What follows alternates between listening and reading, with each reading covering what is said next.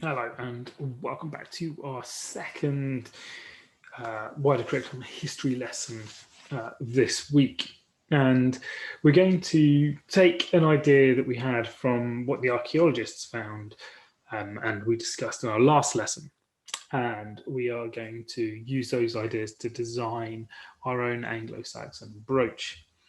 And this is kind of mixing together the aspect of history and thinking about what we might have found if we were archaeologists and some art and putting it together in order for us to kind of experiment in that way. So first we need to think about in our last lesson, we found out that archaeologists had found Anglo-Saxon artifacts, and these included things like the ceremony shield, a decorative object, probably a belt buckle, maybe a cloak pin, some money, some variety of coins, a sword, and a brooch, which is his last one here.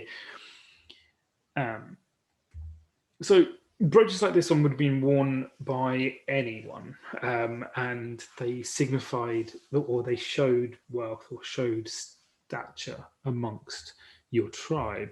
So you can see in this, it was used to fix in place the cloak, and you can see the brooch sitting here on this Anglo-Saxon warrior.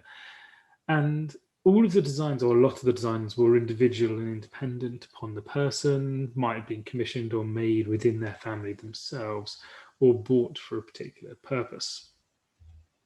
So the jewelry you wore signified the status of a group. And what we mean by that is it told other people where you stood within your group. So the more expensive, more ostentatious, the more intricate your jewelry, the higher up your standing was within your group.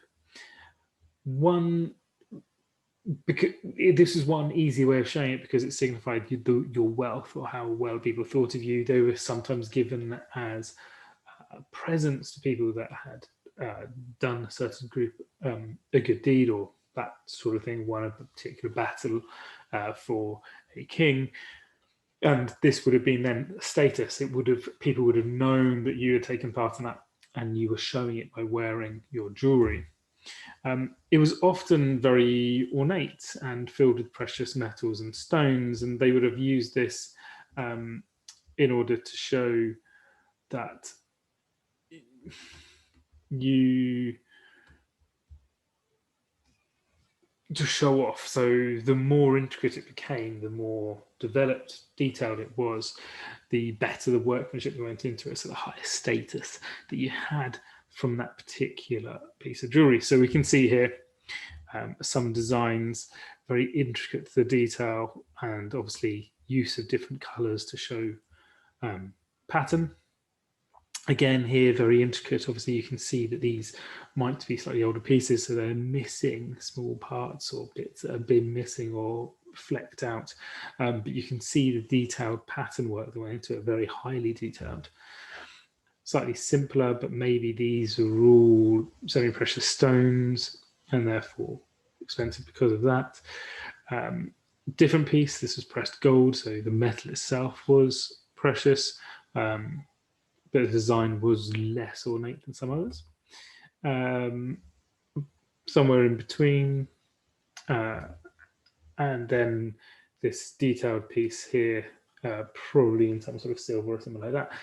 And what you're looking at is the more detailed, more intricate the design, the higher the status, but also the variation in design was quite amazing. They're really broad. Now, not a rule, although many brooches had this design. When you're thinking about designing them, they were kind of split into four, and each of the four parts repeated. So if you go back to our design here, you can see that this one here, for example, if you were to draw a cross in it, each of those sections are a repeat of the previous one. The same with the majority of these. If you go back through them, there's your cross, the repeating pattern. Same with this one. Even this really highly detailed one, if you were to put a cross through it, through there, or across that way there, you'll notice that each section is repeated.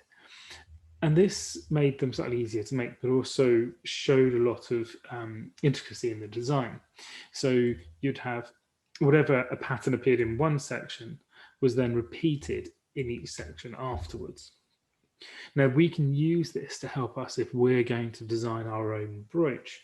This approach of repeated patterns means that we can get quite a nice design going on that we can then develop and repeat around in our circle in order to complete the pattern. So that's what we're going to do. Your task is you're going to design your own Anglo-Saxon brooch. Now, this could be a design of your own, completely your own design, or you could research, look for original images of Anglo-Saxon brooches. You could use some of the images that were in this video to help you. And then the first thing you're going to do, take a piece of plain paper and you're going to draw a circle. You could draw something like a small plate or a piece of Tupperware to get that circle nice and symmetrical. Then what you're going to do very lightly, and this is important, what you don't want to do is push down too hard. If you push down too hard, that line then has to feature in your design. And what you want to try and avoid is that you put a cross through the center of your circle. This forms those 4 sections, 1, 2, 3, 4, that's going to be your repeated design as it goes round. I would very definitely use a ruler for this. Press down lightly because you want those lines to be as sharp as possible. What you could do if you have something like a compass, if you pin the middle and draw your circle, you then know where the middle is in order to go through and make your cross from there. And then the first thing you do is you come up with your design in one of the sections. You can keep it as simple as possible, or you can make it more developed. And the way I would do this is you first off do it lightly in pencil. And then when you're happy with your design, you could use one of the pens that you got given just to outline the main section. So like we've got here, you can see that pencil had been done first and then just outline in this black pen. And we do that for the entire section. Then what you need to do is repeat that design. Now you can do this in lots of different ways. Obviously you can keep it exactly like that. You could use a mirror to help you, or you can turn the paper round so that the next section is the next part in the same place, and that should be slightly easier to draw. And what you're trying to do is get as close as you can to the original design. You keep doing this on each of the sections, and you'll see that your design becomes finished and you get this entire circle formed, which looks very much like a brooch which was designed by the Anglo-Saxons. And it's a nice finished design because of the bold black lines. It stands out. But that's not how we're going to leave it. We're going to do one more thing, and that's add color. Now, think about the colors they might have had to use. They would have had reds, they would have had golds, silvers, a little bit of blue, maybe some green, yellows, and add color to it. And you can see how we've done that here. Now, one thing that you are going to be aware of, you know my expectations for your coloring in. You know how we like to make sure that we are spending our time, we're not rushing. So what I don't want is scribbled coloring in. Really think about how you're coloring in, making sure you follow those lines. Don't break them because it would ruin the entire thing. And really go slowly to make sure you're getting your strokes in the same direction. We talked about 2 different ways to do this. The control of your hand, so making sure you've got control when you're doing it. All of your strokes all in the same direction if you possibly can. If you go lots of different directions, it's hard to get overall coverage.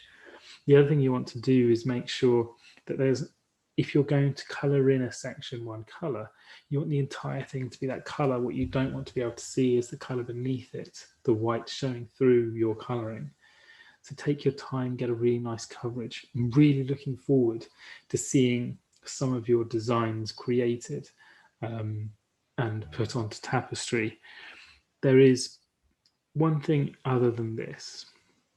What we're going to do in our next lesson is use these designs, and then we're going to try and make this brooch as best as we can out of salt dough. So an actual 3D brooch based on the design that you're doing today. So you really need to make sure your design is done and really nicely presented. And then you'll need to make sure for Friday's lesson, you will need some salt and some flour, about 2 cups of flour and 1 of salt, to mix together in order to create your salt dough to then create your brooch. Have fun creating your brooches. If you are enjoying it, obviously you can do more than one. I'd love to see different designs, different ways of doing it. And I look forward to seeing them, and I'll see you in the next video. Goodbye.